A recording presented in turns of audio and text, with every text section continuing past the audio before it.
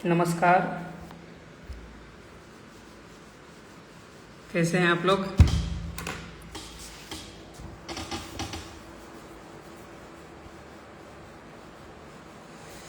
आशा करते हैं बहुत अच्छे होंगे और मुख्य परीक्षा की तैयारी कर रहे होंगे सही तरीके से।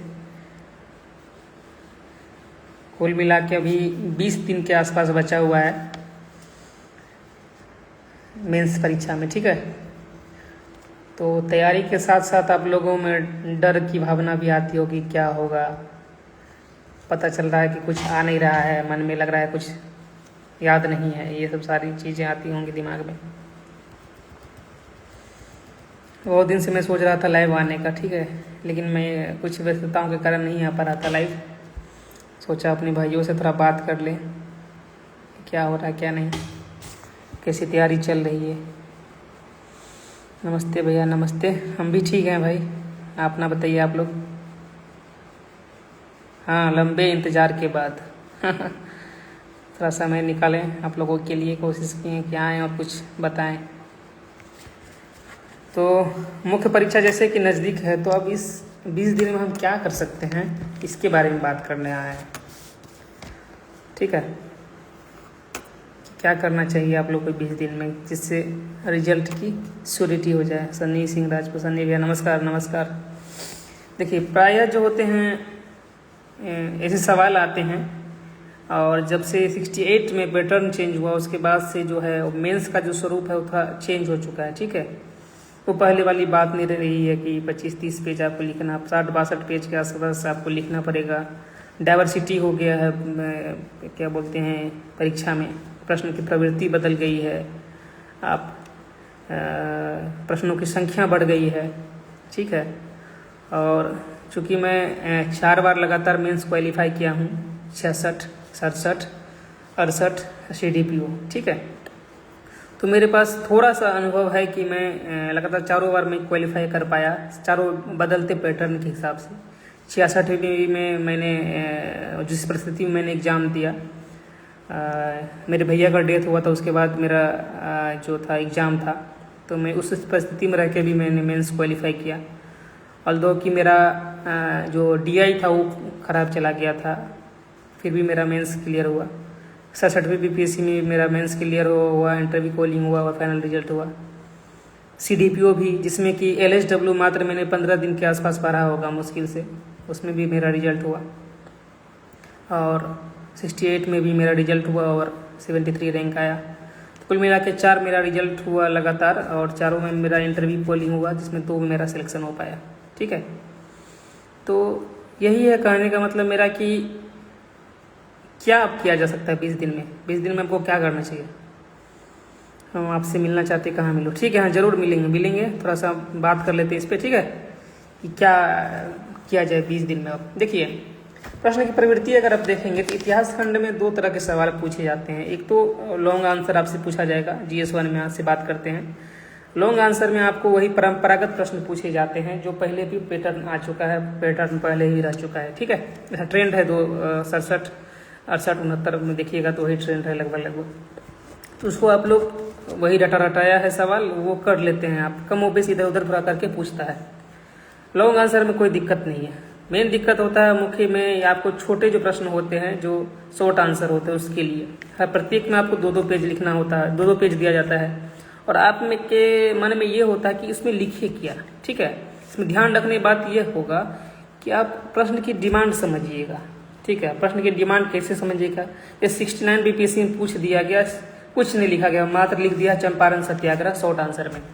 अब चंपारण सत्याग्रह लिख दिया तो हम चंपारण सत्याग्रह में तो बहुत कुछ है लिखने को, तो हमको लिखना क्या है, सिंपल सा हमको छोटा सा इंट्रो लिखना है कि चंपारण सत्याग्रह क्या था, वो क्यों हुआ, कारण में हमको 2-3-4 कारण लिख देना, उसका point wise to the point, ठीक है। कौन कौन उसमें लीडर थे, छोटा सा मैप बना देना है। अब मैप पे आपके ऐसी पकड़ होनी चाहिए कि 10 सेकंड के अंदर आपको मैप, 12 सेकंड 15 सेकंड के अंदर आपका बन जाना है। रफली मैप वो ड्रॉ करके आप निकल सकते हैं, ठीक है। वो जाए, कार्यक्रम क्या था 2-3 पॉइंट उसमें लिखना, परिणाम में 2-3 पॉइंट लिख के कंक्लूजन लिख देना है। इससे आपका क्या होगा कि जो शॉर्ट आंसर है वो आपका छूटेगा नहीं, और मार्क्स भी अच्छे मिलेंगे प्रश्न की डिमांड के हिसाब से। मैं क्या देखता हूँ कि लोग क्या करते हैं, उसमें पूरा भूमिका बहुत बड़ा लिखेंगे, पैरा में लिखेंगे, उसके बारे में एनालाइज करने लगेंगे। ये जरूरी नहीं है। आप शॉर्ट आंसर आप पॉइंट में निकलिए, लिख के और थोड़ा सा छोटा कंक्लूजन दीजिए और निकलिए, आगे बढ़िए, ठीक है। क्योंकि आपको बहुत ज़्यादा लिखना पड़ेगा, आगे आप फंस जाइएगा, आपका फिर आंसर नहीं हो पाएगा पूरा, तो वैसे मार्क्स नहीं आएगा। अगर आप किसी आंसर को बेहतर बनाने के पीछे लगे होंगे तो हो सकता है कि उसमें 1-2 मार्क्स, आधा मार्क्स ज़्यादा मिल जाए, उससे ज़्यादा कुछ हो नहीं सकता। लेकिन अगर आप पूरा प्रश्न ही छोड़ रहे हैं तो आप कहीं ना कहीं घाटे में हैं, ठीक है। Shave planet, I was in your group 68 PPSC Deepti ma'am board, please suggest to complete paper 2 please. हाँ भाई, मैसेज करिएगा आप, ठीक है। अब अगर आप 68 में दिए हुए, क्या नाम, शेव प्लानेट, एक बार प्लीज़ भाई मैसेज करिएगा, ठीक। हम बात करते हैं आपसे। तो ध्यान रखने भाइयों की बात यही है कि प्रश्न की डिमांड समझेंगे। जैसे चंपारण सत्याग्रह का मैंने 69वीं BPSC में एक एग्जाम्पल दिया। चंपारण सत्याग्रह के बारे में पूछा, शॉर्ट सा उसमें भूमिका दो, छोटा सा बिहार का मैप बना के लोकेट कर दीजिए। हम मैप बनाने के लिए बार बार इसलिए बोलते हैं कि यही 2, 4, 5, 6 नंबर आपका बढ़ाएगा। और 5-6 नंबर में या तो आप इन करेंगे या आउट करेंगे। अगर इन करेंगे तो रैंक में सुधार होगा, ये बहुत मायने करता है, ठीक है। वो हो जाएगा, ठीक है। पैराग्राफ की जगह जो है ना, आप शॉर्ट आंसर में पॉइंट लिखिए। और बड़े जो क्वेश्चन है एनालिटिकल भी, तो उसमें भी थोड़ा सा ना बिंदुवार लिखने का प्रयास करिएगा, ठीक है। वो हो गया आपका GS 1 में इतिहास वाला सेक्शन है। हम कंटेंट बताने नहीं आए, कंटेंट में ऑलरेडी टेलीग्राम पे शेयर कर चुका कि इतना पढ़ लीजिए कम से कम। और अब नया पढ़ने की कोई आवश्यकता है नहीं, क्योंकि परीक्षा बहुत नज़दीक है। जो पढ़े उसी को रिवाइज करिए। करेंट अफेयर देखिए, करेंट अफेयर बहुत चैलेंजिंग हो गया। पहले था कि जो लॉन्ग आंसर होता था उसमें आप प्रेडिक्ट कर सकते हैं, 50-25 टॉपिक तैयार करके गए, उसमें से आ जाता था अथवा करके, या फिर ऐसे 5 में से 3 चुनना है, इस तरह से आता था तो लोग कर लेते थे। अब क्या हो गया, 2 क्वेश्चन में से एक आपको तो अनिवार्य रूप से करना ही है, साथ में शॉर्ट आंसर अनिवार्य ही है, वो आपको करना ही पड़ेगा। उसके लिए आप क्या करिएगा, अब कम समय बचा हुआ है तो एडुटेरिया का जिज्ञासा मैगजीन आया है, जिज्ञासा मैगजीन का क्या है उसको बहुत बढ़िया से देख लीजिएगा। या फिर किरण पब्लिकेशन में मुख्य परीक्षा के लिए एक करंट अफेयर का किताब लाया है, जिसको मेरे जो दोस्त है Chandan Kumar, block supply officer, उन्होंने बहुत अच्छे से कंपाइल किया है। बहुत बेस्ट बुक है, वो आप पढ़ लीजिएगा, ठीक है। मैं दोनों कोचिंग या किताब का एडवर्टाइजमेंट नहीं कर रहा हूँ, लेकिन मैंने जो देखा उसका कंटेंट और उसके बारे में मैंने पढ़ा, उसको एनालाइज किया, तो लगा कि वो कम टाइम में आपको बेहतर रिजल्ट दे सकता है ये करंट अफेयर में मेंस के लिए, ठीक है। उसको देख लीजिएगा। या फिर जो अगर क्रॉनिकल या विजन IAS की मैगजीन जो पढ़ते थे मंथली, वो आप देख सकते हैं, ठीक है। छोटे छोटे जो शॉर्ट प्रश्न है जो, वही अपनाइएगा, टू द पॉइंट लिखिएगा। जो भी करंट में डाटा होना आया हुआ इकोनॉमिक सर्वे का, बजट का, उसको आंसर में रखिएगा, आपको मार्क्स मिलेंगे। फिर आता है GS 1 में तीसरा खंड, ठीक है, DI का। DI मेरे लिए हमेशा सर का दर्द रहा। मेरा मैथ बैकग्राउंड नहीं होने के कारण मैं हमेशा DI में सवाल गलत किए। जैसे 68 BPSC में भी मैंने लगभग कह सकते हैं 18 नंबर के आसपास मेरा DI गलत था, और इसी कारण से मेरा रैंक 73 है। अगर 18 मार्क्स अगर मुझे मिल जाता तो मैं हो सकता था 1 to 10 या 10 to 20 रैंक में रहता और कुछ और सर्विस मुझे मिलती। और DI गलत होने के कारण मैं 66वीं में सेलेक्टेड नहीं हो पाया, 67 में मेरा रैंक थोड़ा पीछे रह गया, और CDPO में मेरा रैंक 35 था। तो मेरा फाइनली सिलेक्शन हुआ नहीं, क्योंकि मैं जनरल कैटेगरी से आता हूँ, तो उसमें हुआ नहीं मेरा रिजल्ट।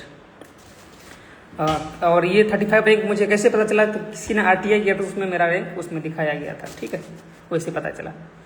तो आप क्या करिएगा, DI पे बहुत अच्छा से ध्यान देना। अब क्या करिएगा, प्रत्येक दिन एक सवाल प्रीवियस ईयर क्वेश्चन का आपको चुपचाप बैठ के अपने टेबल पे हाथ में कैलकुलेटर जरूर लेना है। आपको क्या करना है, कैलकुलेटर लेके उस पर प्रैक्टिस करते हुए एक सवाल डेली आपको बनाना है अपने जो DI है, ठीक है।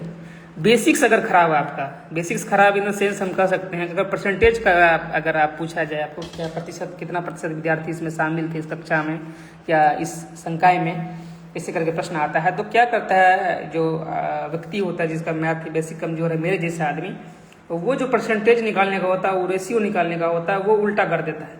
इससे क्या हो गया, आपका पूरा आंसर गलत हो जाता है। कभी कभी अगर परीक्षक मानते हैं कि अगर आपको नंबर दे दे प्रोसेस पे तो ठीक है, नहीं तो अगर नंबर जो क्या बोलते हैं, अगर उत्तर गलत आ गया तो आपको 0 नंबर मिल जाएगा, तो आपके प्रयास का कोई भी वैल्यू नहीं रह जाएगा और आप आपको मार्क्स नहीं मिलेगा। इसीलिए कैलकुलेटर के साथ आप लोग तैयारी करिए, ठीक है। बेसिक्स खराब है तो वो पढ़िए अच्छे से, लाभ हानि पढ़ लीजिए, परसेंटेज पढ़ लीजिए, एवरेज पढ़ लीजिए, सारी चीज़ें आप, रेशियो पढ़ लीजिए, सब पढ़ लीजिए आप, ठीक है।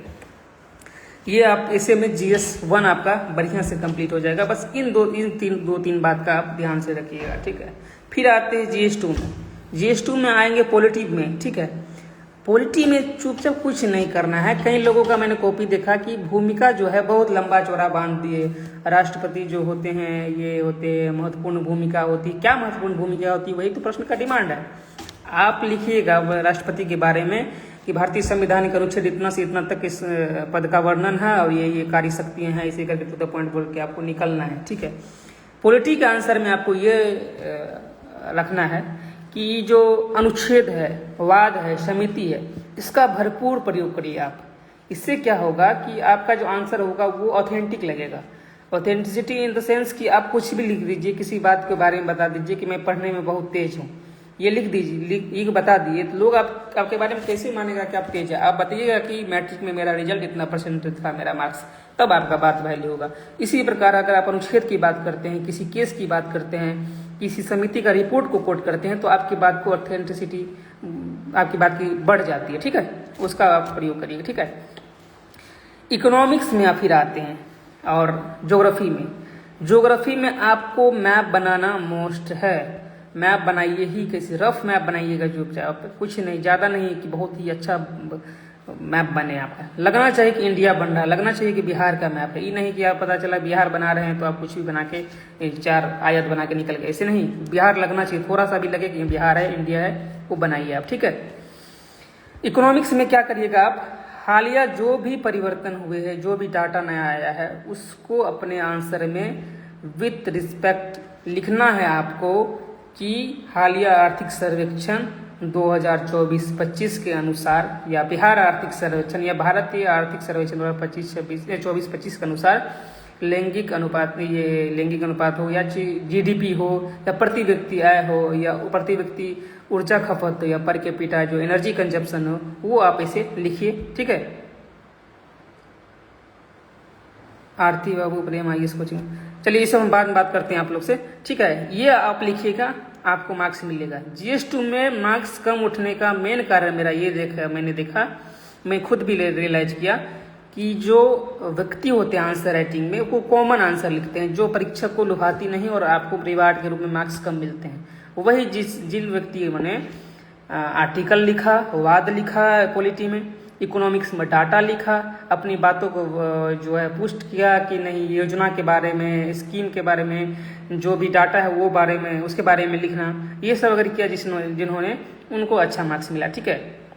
फिर आते हैं, आप लोगों को सबसे ज़्यादा टफ लगता है इकोनॉमिक्स के बाद science and tech. Science tech में आप देखिएगा कॉमन सवाल पूछता है, लेकिन हाँ, कॉमन सवाल पूछता है तो उसके बारे में आपको जानकारी होना चाहिए। अगर GM क्रॉप्स के बारे में आपसे पूछे तो आपको GM क्रॉप्स के बारे में बेसिक्स तो पता होना चाहिए, GM क्रॉप्स होता क्या है। कई सारे टेस्ट सीरीज में मैंने देखा कि बायो फोर्टिफिकेशन के बारे में पूछा है, उनको पता ही नहीं बायो फोर्टिफिकेशन है तो होता क्या है, तो फिर आप आंसर किस तरफ ले जाएंगे, आंसर तो आप गलत लिखेंगे। आपको पता ही नहीं है कि ये चीज़ है क्या, तो उसके बारे में आप कुछ भी लिख दीजिएगा तो वो आंसर तो हो नहीं जाएगा, आपको मार्क्स कम मिलेंगे। तो बेसिक्स आपका कमजोर नहीं होना चाहिए। बायो फोर्टिफिकेशन क्या है पता होना चाहिए, GM क्रॉप्स क्या है पता होना चाहिए आपको।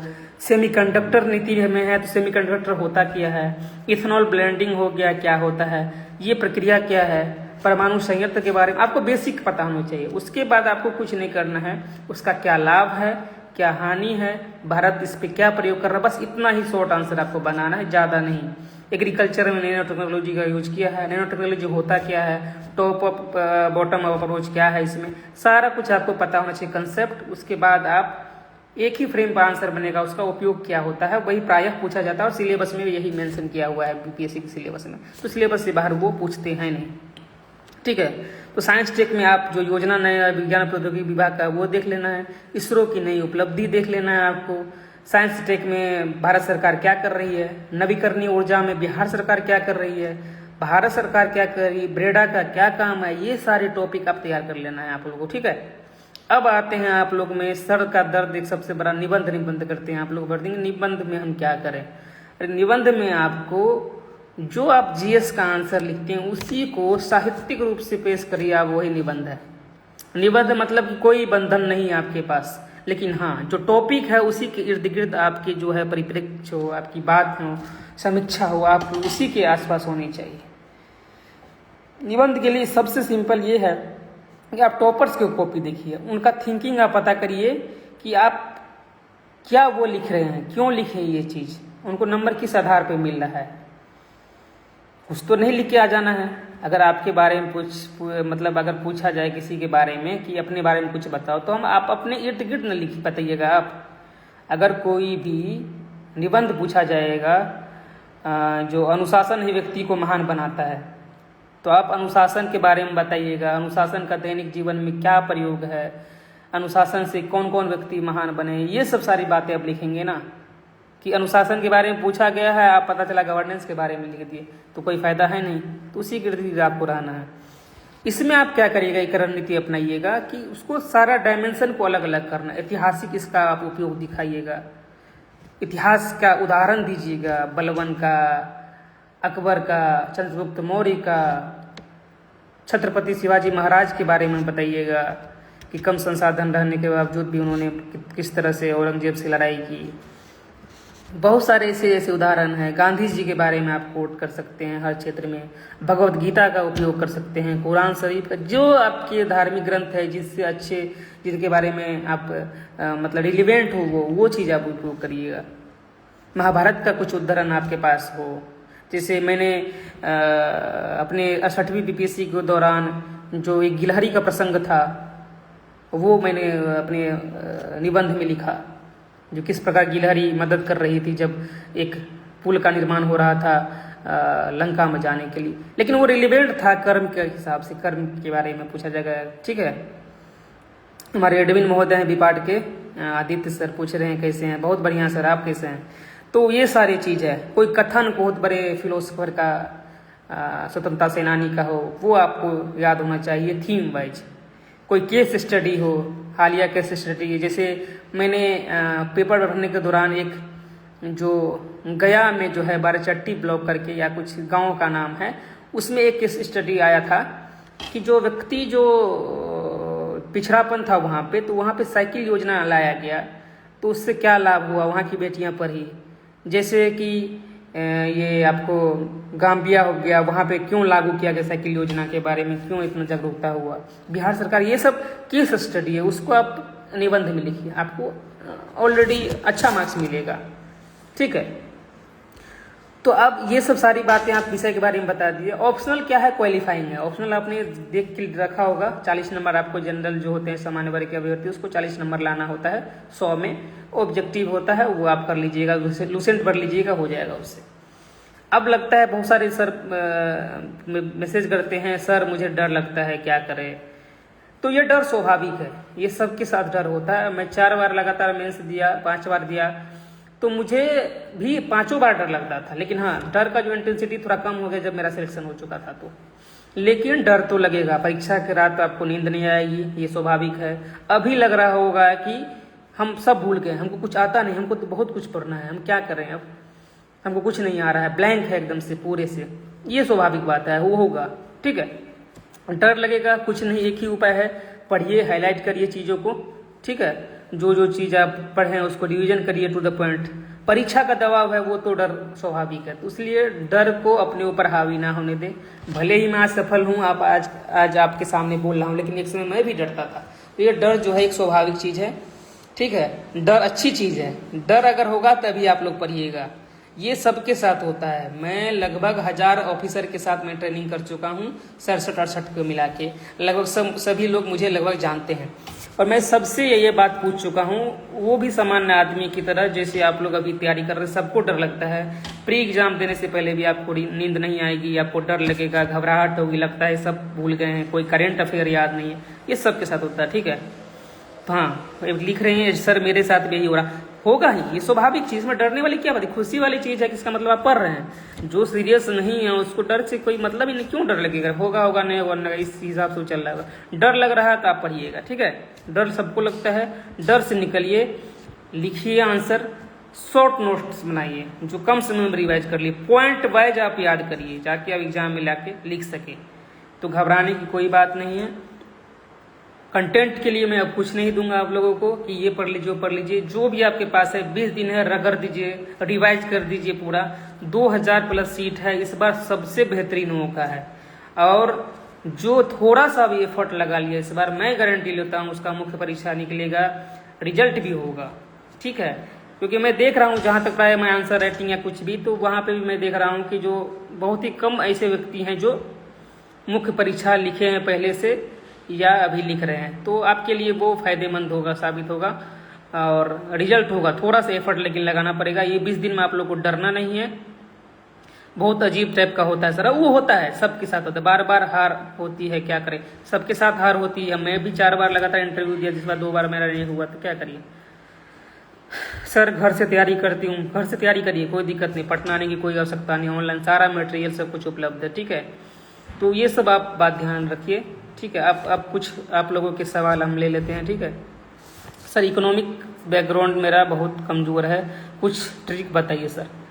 इकोनॉमिक्स बैकग्राउंड, अच्छा आप सवाल पूछ रहे हैं इकोनॉमिक्स बैकग्राउंड या अपनी आर्थिक स्थिति के बारे में पूछ रहे हैं। अगर इकोनॉमिक्स आपका कमज़ोर है तो एनसीईआरटी पढ़िए, दृष्टि का क्विक बुक आता है वो पढ़िए, या यूट्यूब पे लेक्चर देखिए। अगर आपके घर की इकोनॉमिक स्थिति खराब है तो उसके बारे में हम क्या कर सकते हैं, सबका कुछ ना कुछ कमी बेस होता है। तो मोबाइल आपके पास है, ऑनलाइन का ज़माना है, आपको कोई को क्लास भी नहीं लेना है, ऑनलाइन यूट्यूब पर 1 से 1 क्लास मिल जाएगा, वो पढ़ लीजिए आप, कोई दिक्कत नहीं है। सर अपना कॉपी डाल दीजिए, हाँ अपना कॉपी मेरे ग्रुप में डाल दिया हूँ, जो मैंने 67, 68, 69 जो भी मेरे पास कॉपी है मैं उसको अपने ग्रुप में शेयर कर चुका हूँ। और जो नोट्स है जो रिलेवेंट मुझे लगा मैं भेज चुका हूँ। उसका राइटिंग थोड़ा सा खराब हो सकता है, ठीक है, लेकिन मतलब आप लोग को बताने के लिए कि ऐसे ऐसे मैंने नोट्स बनाया था। सर आंसर राइटिंग में प्रॉब्लम होता है, यस लिया ज़्यादा डर हो रही है। हाँ अगर आंसर राइटिंग प्रॉब्लम होती तो अब उसको आप सुधार नहीं सकते हैं, आप प्रैक्टिस करिए टू द पॉइंट लिखने का, ठीक है। मेंस के लिए करंट अफेयर जो है मैंने बताया, 2 बुक है, जिज्ञासा मैगजीन एडिटोरिया का और किरण पब्लिकेशन का एक मेरा दोस्त है चंदन, उनका बुक आया है, वो आप देख सकते हैं। मैंने तैयारी जो है यूपीएससी के लिए मैंने ALS IAS से मैंने कोचिंग की थी, ठीक है। उसके बाद बीपीएससी के लिए मैंने कोई कोचिंग नहीं लिया, लेकिन हाँ मैंने मॉक टेस्ट के लिए जो है 1-2 इंस्टीट्यूट में गया था। टेस्ट सीरीज मैंने नहीं दिया था कहीं पे मेंस का। ऊंची उड़ान में मैं शंभू सर के यहाँ 1-2 मैं सेक्शनल टेस्ट दिया था, और उनका बहुत बड़ा योगदान है ऊंची उड़ान का मेरे सिलेक्शन में, और हमेशा मोटिवेट करते थे वो ज्योति मैम, ये सब मिलके मुझे, तो वो है। मैं और कई कोचिंग मैंने बीपीएससी के लिए स्पेशली कोई कोचिंग मैंने की। करंट अफेयर के लिए पीटी के लिए आप मंथली मैगजीन पढ़िए, न्यूज़पेपर पढ़िए। लास्ट टाइम में एडिटोरिया स्पीडी या कोई भी मैगजीन एक उठाइए, उसको आप बढ़िया से पढ़िए। 72 एग्जाम दे रहे हैं, 71 बीपीएससी करंट अफेयर भी अभी करंट अफेयर से ज़्यादा बेसिक्स पे काम करिए। हिंदी मीडियम बेटर है या इंग्लिश मीडियम? देखिए बेटर कोई मीडियम नहीं है, अगर आपका कंसेप्ट क्लियर है तो मीडियम, सारा मीडियम बेटर है। अगर कंसेप्ट क्लियर नहीं है, अच्छा आपके पास कंटेंट नहीं है, तो आप कोई मीडियम अच्छा नहीं है। सर पॉलिटी मेंस का नोट्स है क्या आपके पास? नोट्स कैसे बनाएं? नोट्स मेरे पास तो है, लेकिन नोट्स आपको समझ नहीं आएगा। वो मेरा अपने लिए बनाया हुआ नोट्स है, तो आप खुद से बनाइएगा। प्रीवियस ईयर क्वेश्चन देख के आप नोट्स बनाइएगा, ठीक है। सर मुझे ऐसे में बिहार से रिलेटेड मुहावरे पे दिक्कत हो रहा है। तो देखिए मैं पहले भी अपने लाइव सेशन में बता चुका हूँ, जो मुहावरे होते हैं ना, मुहावरा कुछ नहीं, मुहावरा का आपको अर्थ जानना है। ये थोड़े बोला आपको मुहावरा पे निबंध लिखना, मुहावरा पे निबंध नहीं लिखना। यही गलत मिसकंसेप्शन किसने फैलाया नहीं पता मुझे। मुहावरा पर आपको लिखना ही नहीं, मुहावरा का अर्थ समझ के, जैसे आप निबंध संख्या 1 निबंध संख्या 2 लिखे, वैसे ही निबंध संख्या 3 लिखे, आप अर्थ उसका समझ जाइए बस। ये नहीं बोला कि आपको मुहावरा पर निबंध लिखना है। निबंध जो तीसरा नंबर है वो अर्थ आप समझ के उस पर निबंध लिखिए आप, ठीक है।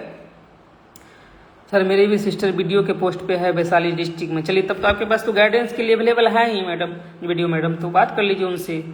सर फिर से करंट अफेयर बुक बोल दीजिए प्लीज। हाँ देखिए एडिटोरिया का जिज्ञासा मैगजीन आया है इस बार के लिए, और किरण पब्लिकेशन का मेरा दोस्त है चंदन, ब्लॉक सप्लाई ऑफिसर है, उसका एक किताब आया है बीपीएससी करंट अफेयर्स करके, वो आप देख सकते हैं मेंस के लिए। 71 भी बीपीएससी के लिए बताया कुछ, 71 भी बीपीएससी के लिए मैं अलग से वीडियो बनाऊंगा। और अभी आप एनसीईआरटी पढ़िए, क्वेश्चन बैंक पढ़िए बढ़िया से, ठीक है। मेंस के लिए बेस्ट पेन कौन सा? देखिए सब जिस पेन से आप पहले से लिखते हैं वही पेन यूज करिए, नया पेन आप कुछ मत खरीद। सर एसडीएम का पोस्ट रहेगा क्या? एसडीएम का पोस्ट देखिए सबसे बड़ी भ्रांति ये है कि एसडीएम का जो पोस्ट होता है ना, बिहार में अभी ये स्थिति है कि एसडीएम जो होते हैं अनुमंडल पदाधिकारी वो डायरेक्ट नहीं बनाए जाते हैं, सीनियर डिप्टी कलेक्टर बनाए जाते हैं। हाँ, एसडीएम के पोस्ट पर बिहार प्रशासनिक सेवा के व्यक्ति ही बैठते हैं और साथ में भारतीय प्रशासनिक सेवा के व्यक्ति। तो एसडीएम होते हैं वो डिप्टी कलेक्टर ही बनते हैं, लेकिन डायरेक्ट एसडीएम की बहाली अभी बिहार में ऐसी नहीं होती है। ठीक है सर, कितने सालों तक करंट अफेयर पढ़ना चाहिए हम बीपीएससी के लिए? 1 साल का पढ़ सकते हैं आप। सर ऐसे का कैसे करें? मैं बता चुका हूँ पहले, आप सुन लीजिए। ठीक है सर, सैलरी कितनी मिलती है? सैलरी जो है लेवल 7, लेवल 8, लेवल 9, 3 तरह के यहाँ पे सैलरी शुरुआत में आपको 65 से लेके 80,000 के बीच में आपको ये 3 लेवल में मिलता है आपको सैलरी। सैलरी पर भी मत जाइए, सैलरी आपको मिलेगा ही, सरकार अगर काम करवाएगी आपसे सैलरी देती है, लेकिन एक प्रेस्टिजियस जॉब है, आप किसी व्यक्ति के लिए कुछ कर पाएंगे इस सेवा में आके, ये मोटो रखिए आप।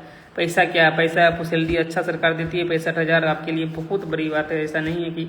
और बाकी 8th पे कमीशन आया, डीए जो है 2% बढ़ने की घोषणा केंद्र है तो बिहार भी लागू ही करेगी, तो सैलरी पर्याप्त मिलती है जिससे अच्छे से आप अपना जीवन यापन कर सकते हैं। और सबसे अच्छी बात है कि आपको सेवा करने का मौका मिलेगा, लोगों को हेल्प कर पाइएगा आप। ठीक है, जिस उद्देश्य के आप आए हैं किसी का हेल्प करने के लिए, वो आपको बहुत अंदर सेटिस्फेक्शन देगा। ठीक है सर, बेस्ट सब्जेक्ट कौन सा रहेगा बीपीएससी सिलेक्शन के लिए?